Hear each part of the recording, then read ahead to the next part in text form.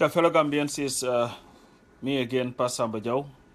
Just wanted to come quickly and first of all to congratulate the ministers who've been appointed to serve in President Barra's cabinet. Uh, we all know that it is a very difficult task to serve a nation, especially a nation that has been destroyed totally for 22 years. One thing that we can assure you, well, I can assure you, is that I would be the patriot. I would help in any way possible that I can. And this help would include criticisms where you go wrong, and I would applaud you when you do right. But I would also offer my ideas where I feel that they may be relevant, with the hope that we'll all succeed, because when this government succeeds, the Gambia succeeds. So every Gambian is rooting for you, and I will not sit here and try to tell you how difficult a task this is, because I think you all know it. Uh, it is very gratifying, if you want to call it that, and emotional, to look at the list of people who've been appointed as ministers. Most of them have served jail time. These are people who've sacrificed everything.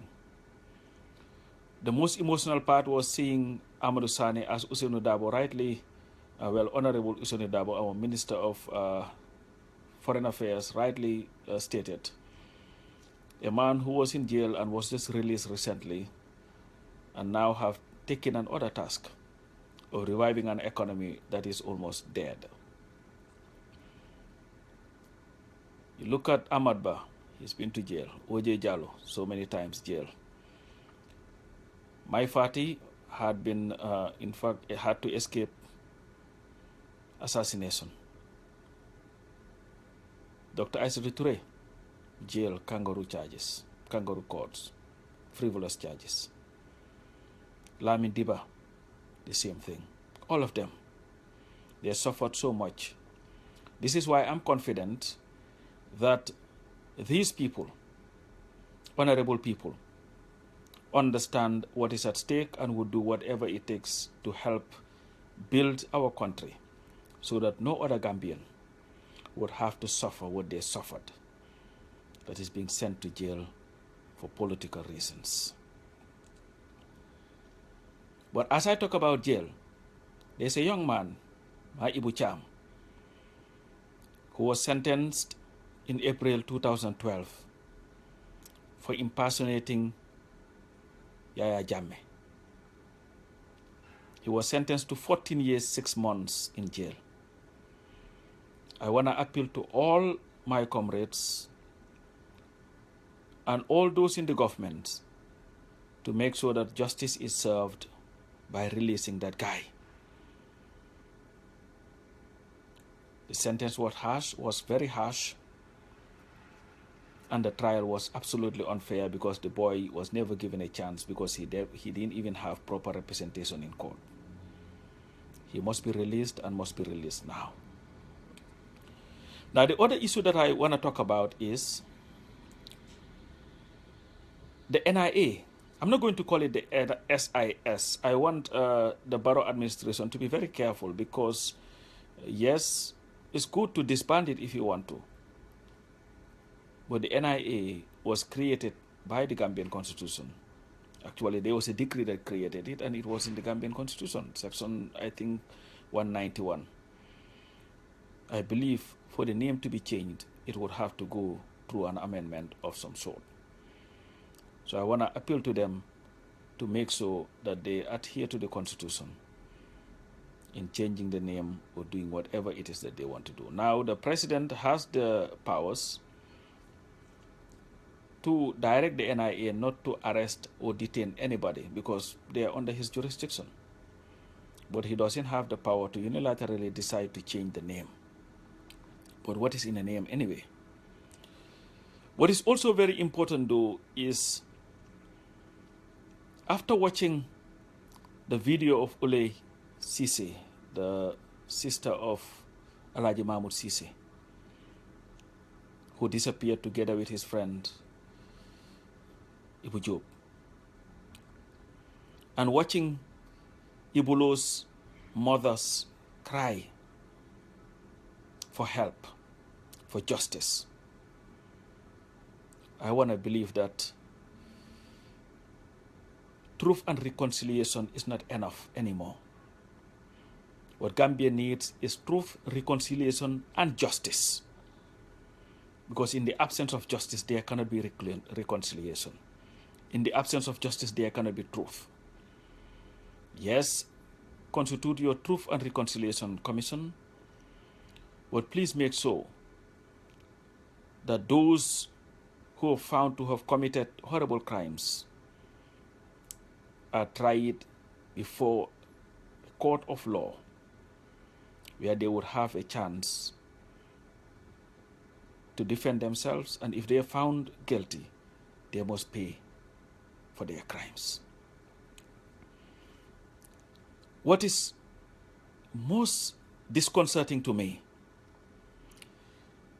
is to see that a person in the name of Yankuba Baji is roaming around the streets of Banjul, even hobnobbing to an extent with the president.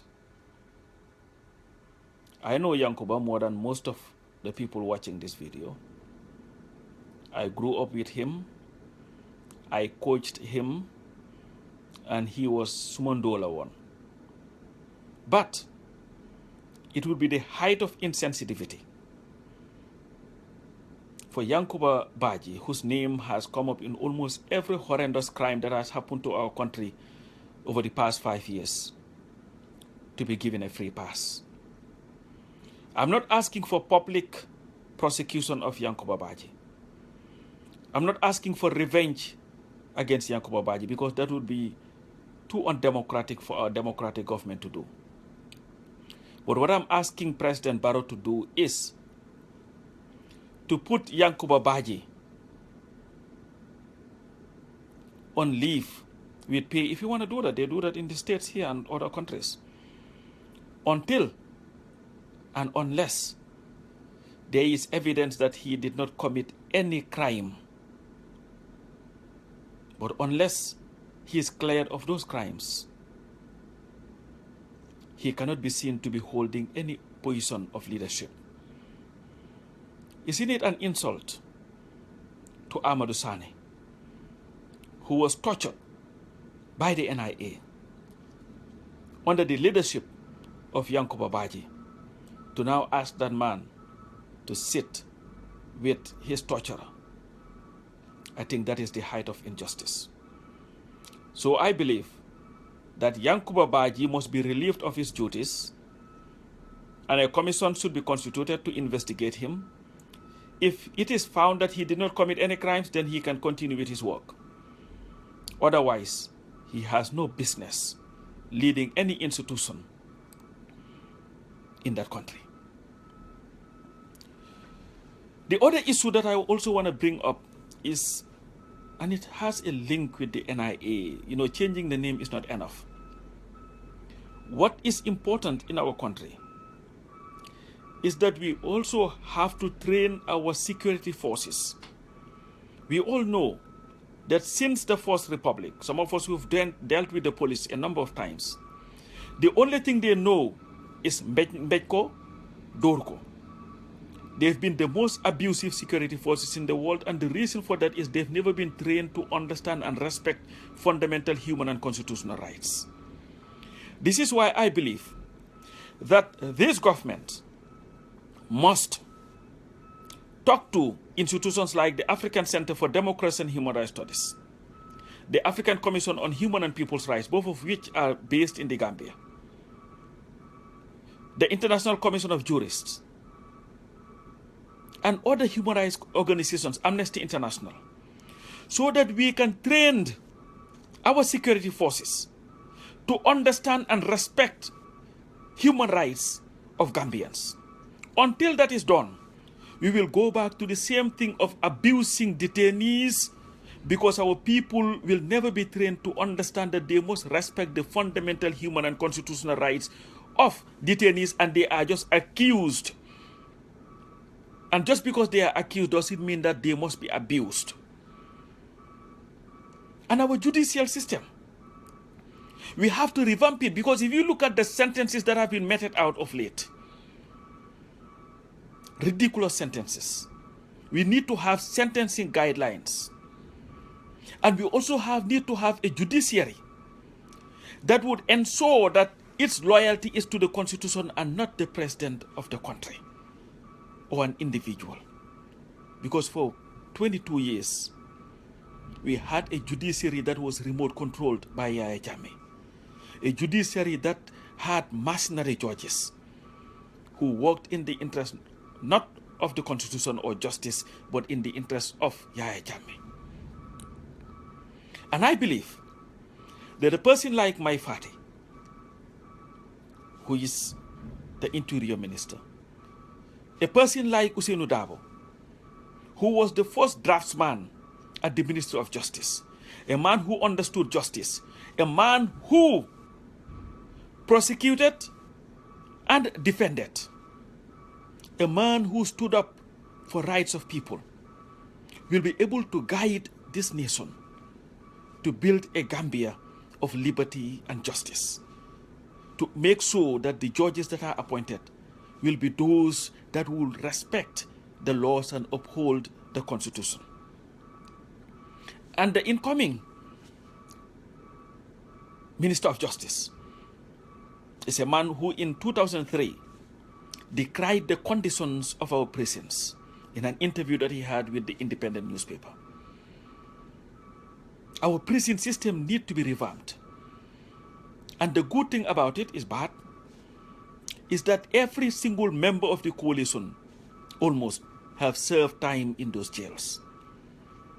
Halifa Saleh wrote about the jails, the Gambian jails, in the 1980s, when he wrote how many more will have to die at the Mile 2 prisons, an emergency situation, when he was incarcerated at Mile 2 during the First Republic.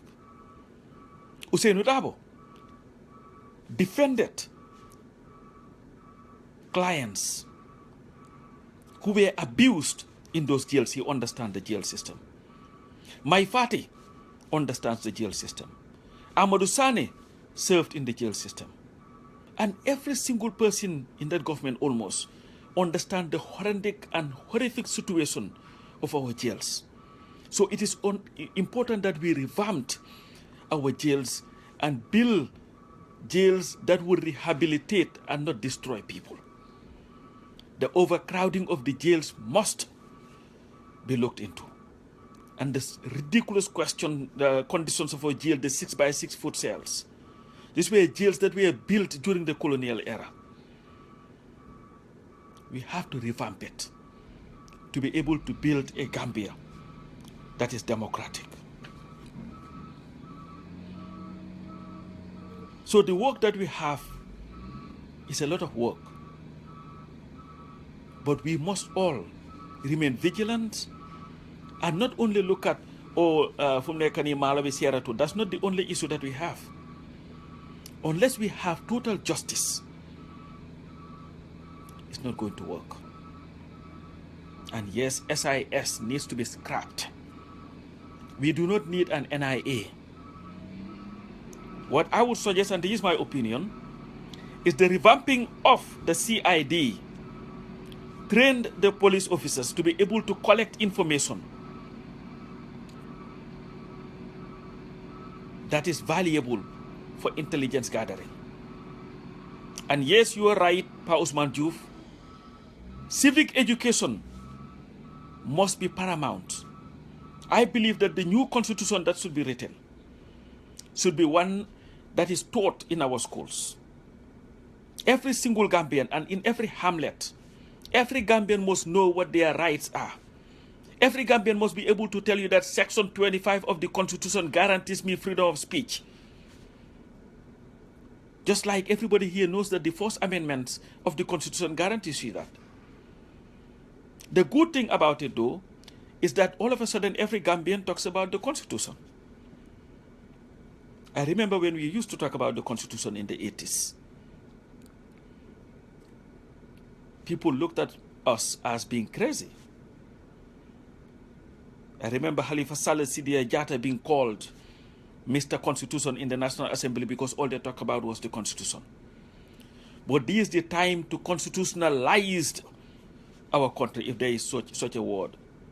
Every Gambian must know the Constitution. Every Gambian must take the Constitution as a Bible or a Quran. Read it, understand it.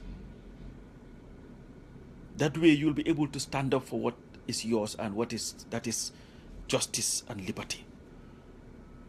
But again, I want to congratulate the elected members of the cabinet and thank them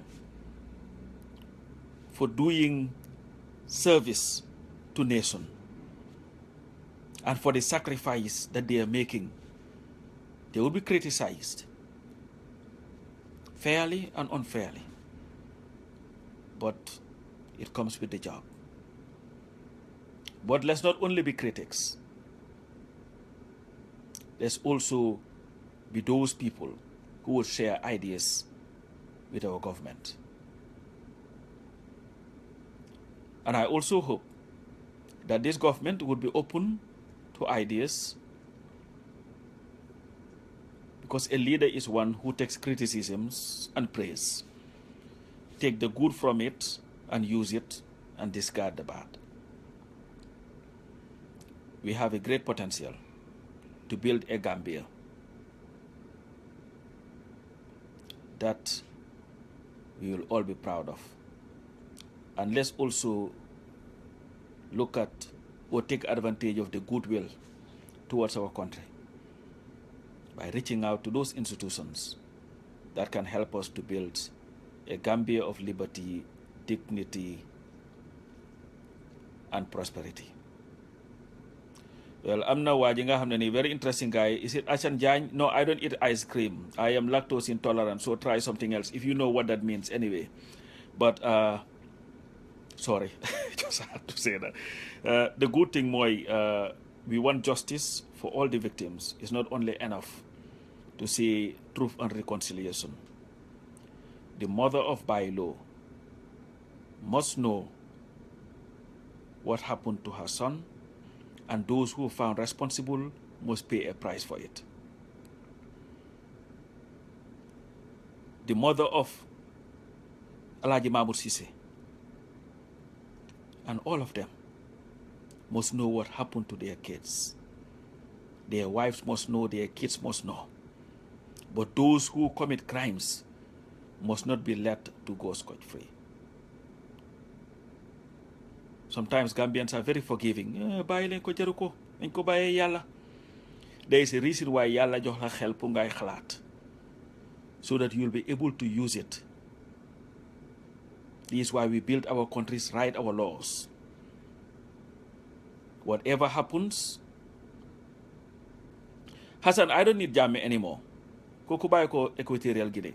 But whatever happens already, whatever happens to these people must be known. And those who commit crimes cannot just go. So Yankuba Baji, who is a friend, well, maybe we are not friends anymore, they're gonna have my Mere, whatever, who is Indo, grew up together, must not be seen to be hobnobbing or shaking hands with any member of this government, because he has questions to answer. And unless those questions are answered, Yankuba must not serve as the director of whether the NIA or SIS. And that said, I didn't want this thing to go long. I just want to thank you all, and let's keep fighting. And yes, again, please free Ma Ibu Cham. He cannot be in jail. He must not be in jail, should have never been in jail. So let's free him. Let's free all those who've been detained illegally. And if you know of anybody who is under detention, please let us know, so that we'll tell the coalition and the person would be freed, especially if the jailing has to do with politics. because the opposition, also not the opposition, the coalition, the government does not want to have any political prisoner in that country, and we can help them do that. Let's understand that our jailing system is so messy that you may not even know who is in jail and who is not. But if you know of anybody, let us know. And we are also calling on all Gambians who know what happened to Ibulo, what happened to Alaji Mahmoud Sisi, what happened to Ibu Job, what happened to Kanjiba Kanyi, what happened to Chief Mane, what happened to all these people who have disappeared, to please come forward. Talk to any member of the coalition, of the government. Your identity can be protected, but we need the facts, and we need to hold those responsible to account for their criminal acts. With that, guys, thank you also very much, and let's get to work. Thank you.